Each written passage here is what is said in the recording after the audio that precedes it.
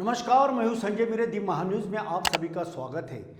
भारतीय संविधान का आज बड़े हर्षोल्लास के साथ उत्सव संविधान चौक में मनाया गया। आम आदमी पार्टी की ओर से भी तमाम कार्यकर्ताओं के मौजूदगी में संविधान दिवस बड़े हर्षोल्लास के साथ मनाया गया। आइए हम आपको सीधा लेके चलते हैं संविधान चौक पर, जहां आम आदमी पार्टी द्वारा यह कार्यक्रम किया जा रहा है। दर्शकों नमस्कार, इस समय में दी महान्यूज की टीम संविधान चौक में हम आपको बता दें कि आम आदमी पार्टी की ओर से संविधान दिन मनाया जा रहा है। ये तमाम पदाधिकारी और कार्यकर्ता बड़ी संख्या में आज दूर दराज से आए, कई डिस्ट्रिक्ट से आए, कई राष्ट्र से भी आए, तो ऐसा कहा तो बड़ी बात नहीं हो सकती। पूरे भारतवर्ष से आए ये लोग आज संविधान दिन मनाने के लिए यहाँ पे आए हुए हैं। आखिरकार ऐसी क्या इन्हें सूझी के जिसके चलते आज ये लोग संविधान दिन मनाने के लिए यहाँ पे आए हुए हैं। कुछ आम आदमी पार्टी के वरिष्ठ पदाधिकारी भी मौजूद है। सर, क्या नाम है आपका, क्या कहना चाहोगे संविधान दिन को लेकर? मेरा नाम रंगाराज चुरे है, मैं महाराष्ट्र का अध्यक्ष हूँ आम आदमी पार्टी का।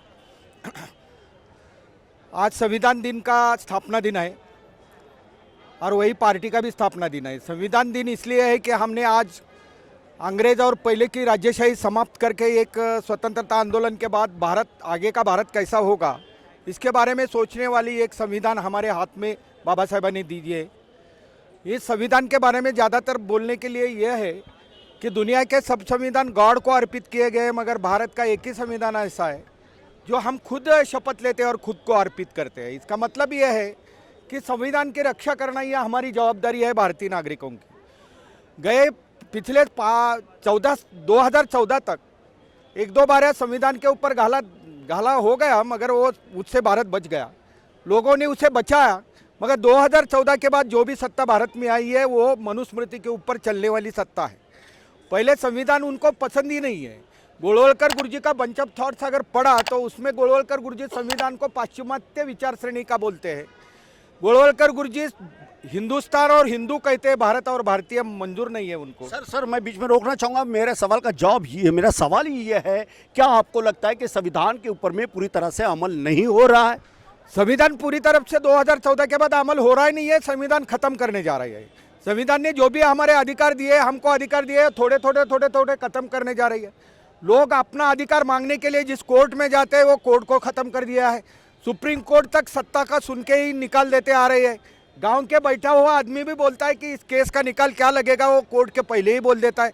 ऐसी स्थिति इस देश की हो गई है। इलेक्शन कमीशन के बारे में सरकारी यानी कि जज ऐसे कहते हैं कि इलेक्शन कमीशन ऐसा कैसा बन गया। इलेक्शन कमीशन TN शेषन जैसा कमिश्नर होना चाहिए, ऐसा सुप्रीम कोर्ट का जज कहता है। इसका मतलब यह है, गुवाहाटी में रहने वाले अपने जो पहले सुप्रीम कोर्ट के चीफ जस्टिस थे वो कहते हैं कि अगर मेरे ऊपर कोई अन्याय होगा तो मैं कोर्ट में नहीं जाऊंगा कि कोर्ट में निकाल नहीं होता। बिल्कुल, तो इस तरह का इनका ये मानना है। और भी कुछ आम आदमी पार्टी के पदाधिकारी, उनसे जानना चाहेंगे। सर, ये बताइए कि संविधान को पूरी तरह से अमल करने की दिशा में क्या कामकाज होना चाहिए?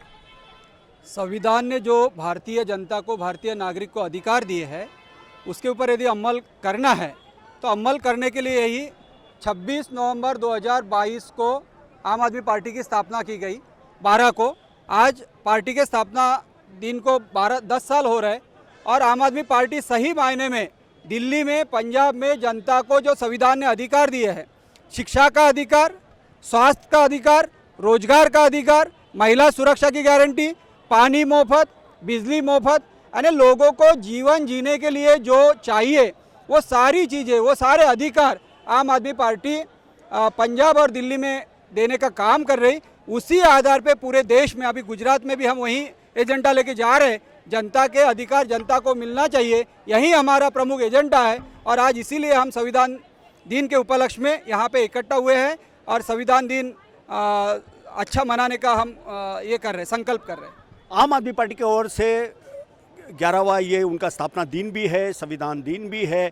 इसको लेके आज बड़ी तादाद में, हजारों की तादाद में आम आदमी पार्टी के कार्यकर्ता यहाँ पे आए हुए हैं। इस समय में हमारे साथ में आम आदमी पार्टी के कुछ और वरिष्ठ पदाधिकारी, उनसे भी जानना चाहेंगे। सर, क्या सही मायने में संविधान पे अमल हो रहा है? अगर हो रहा है तो किस प्रकार से हो रहा है? अगर नहीं हो रहा है तो क्यों नहीं हो रहा है? उसको कैसे किया जा सकता है?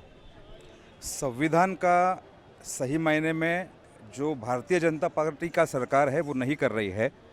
वो संविधान सिर्फ लोगों को दिखाने के लिए संविधान का हम अमल कर रहे हैं, ऐसा दिखा रहे हैं, नाटक कर रहे हैं, ड्रामा कर रहे हैं, लेकिन ये सब संविधान विरोधी लोग हैं। आपको पता है गुजरात में चुनाव है और कल के चुनाव के भाषण में देश के गृह मंत्री ने क्या कहा कि देश के जनता को 2002 में हमने सबक सिखाया था। मतलब देश का गृह मंत्री ही असंवैधानिक बातें करता है, देश के जनता के खिलाफ अगर युद्ध करने की बात करता होगा तो इससे बड़ी असंवैधानिक बात क्या हो सकती है।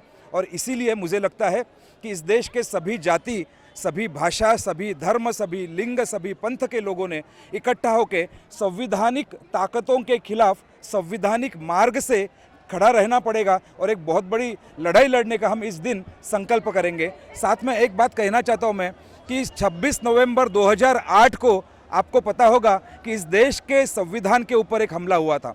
आतंकवादी आए थे और देश की रक्षा करने में उस पुलिस जवानों ने, मिलिट्री के लोगों ने और जनता ने जो शहीद हुए उनको भी हमें भूलना नहीं चाहिए। उनके शहीद को हम अभिवादन करते हैं आम आदमी पार्टी की ओर से।